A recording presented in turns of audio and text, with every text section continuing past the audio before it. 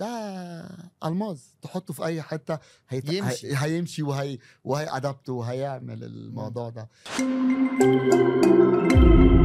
الاداره وفن الاداره هو فن ومهاره وعلم وميكس كده وخبره. بتختار الشباب والتيم ولو هو بيختار لسه في بداياته يختار شبابه وتيمه ازاي، يعني تشاور له فين، تختار التيم عامل ازاي حوالين منك. مش سهله يعني مش سهله. البني ادم بيحتاج يأدبت مع نفسه الاول يعني على وصفك.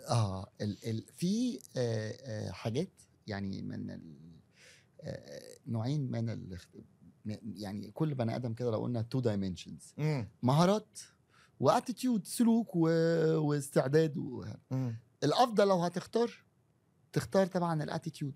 واحد ذكي بيتحرك سيلف موتيفيتد، ده الماظ تحطه في اي حته هيمشي وهي ادابت وهيعمل الموضوع ده. بس في بعض اماكن في اي منظومه، لا انت لو حد بادئ جديد لا دور على حد عنده خبره، حتى لو انت مش ماتش معاه بيلعب الجيم دي. مثلا انت راجل انتربرنور بادئ جديد وعايز في المنظومه بتاعته حد فاهم في الحسابات وحد فاهم في الديجيتال ماركتنج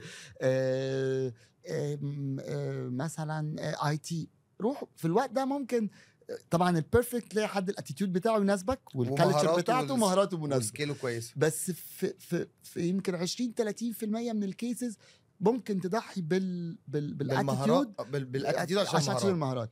لكن في اغلب الحالات اختار الناس اللي الاتيتيود بتاعتهم كويس.